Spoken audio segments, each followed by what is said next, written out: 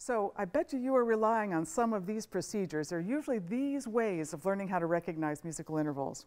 The most popular one is what are called tune bytes. Okay, so that means to recognize a perfect fourth, it's Here Comes the Bride. Okay, to be able to recognize this, you know, Maria, okay? Maybe you learned this. Minor third, that's the beginning of the Star-Spangled Banner. Okay, so you learn to associate a particular interval with a familiar melody. To me, this is circular thinking, because how do you recognize the melody and sing it correctly when you don't know what the intervals are? Okay, so I haven't met one person yet. I've had a lot of people who have sent me students who they think are tone deaf. And I'll do this. And there's just not one person that doesn't go like that. And yet that melody was only off by one half step at the end. So at some level, the brain understands what these intervals are. It's just we're not conscious of how. But we're also not taught how as children. So it's really about what is the character of this sound that makes it so that we recognize it as Here Comes the Bride.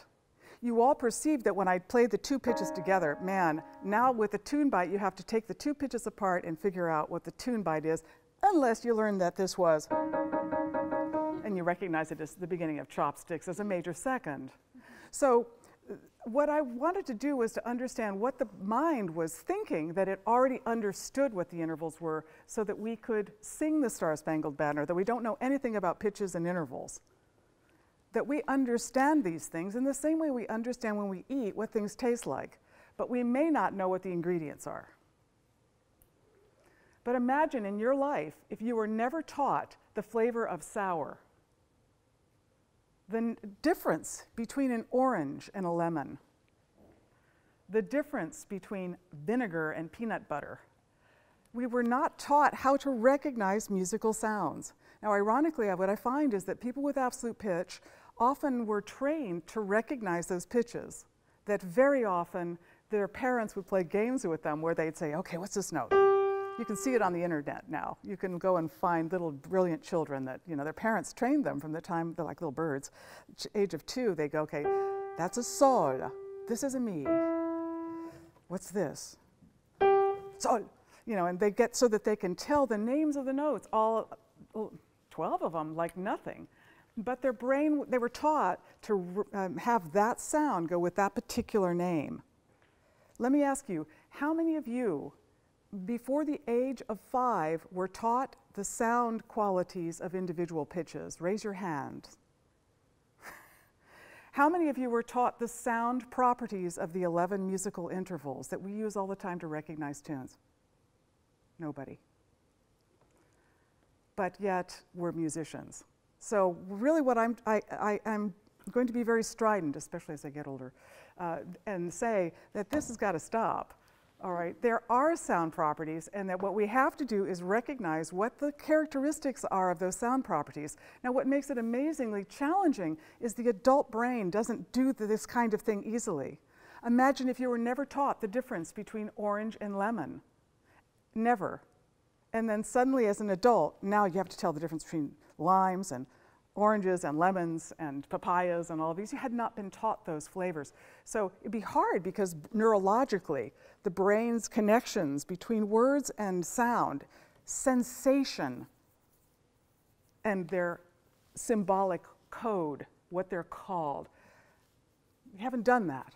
So let's change it. Okay, we're going to be doing that together.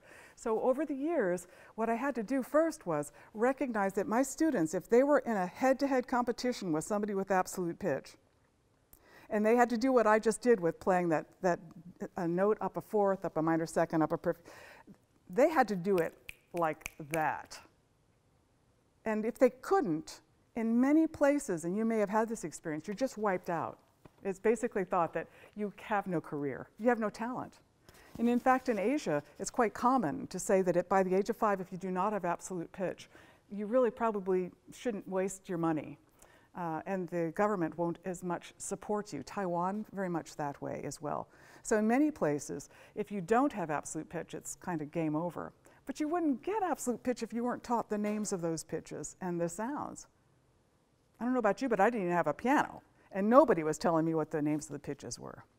Now, what made my life a little different than my students was that I was fortunate that as a child, my dad was stationed in Paris. And so when I was only about 5, 6, and 7 years old, I was actually taught the sound of musical intervals using something different than tune bites. And that is what is called what I call the affective model. That is, a di-chord has a unique personality.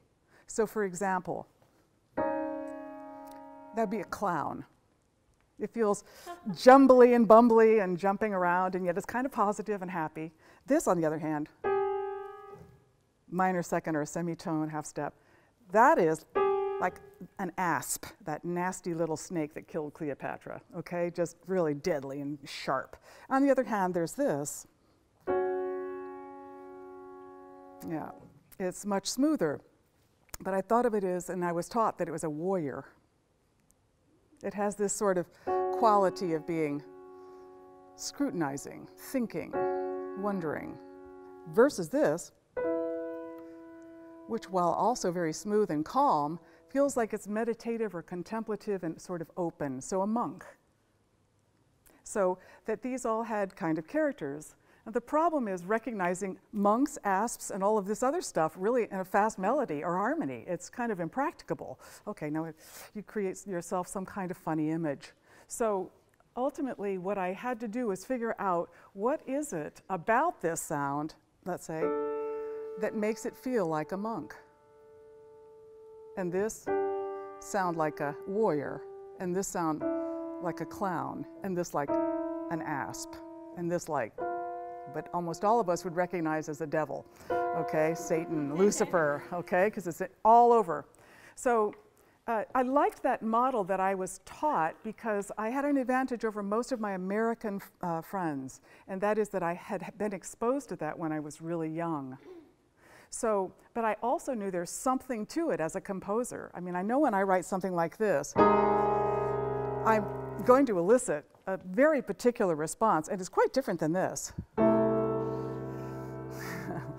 And it's because, therefore, of not so much the pitches, but the musical intervals. That is, the distances between pitches have a character. So I think most people are willing to acknowledge that pitches have character. In fact, Dr. Diana Deutsch at University of Southern California would say that there are chroma for each pitch. Each pitch has its own color, and she has absolute pitch, so she understands. So people with absolute pitch recognize the chroma of individual pitches, that a G has a different quality than a D. And most of us are like, okay, well, yeah, I got to sing it, I got to play it on the piano and check it. But these folks were taught that often at a very young age to look at that, and their brain did it naturally. But almost no one talks about the fact that musical intervals have a chroma, that is, that there's a color. But how in the world are all of us going to get so that we can identify consciously what we're hearing in time if we cannot master musical intervals? If we cannot get so that we can just recognize them instantly, and then, more importantly, appreciate their affective import. That is, what makes a perfect fifth have that quality that communicates this, and why. And it's so different than, let's say, this. By the way, you know what this is, you opera singers? Almost always the chord that's used in a recitative, usually after a slow aria. Okay? It's actually a chord that's used, and it's the first inversion, a major triad, and usually it's after something like, you know, you have.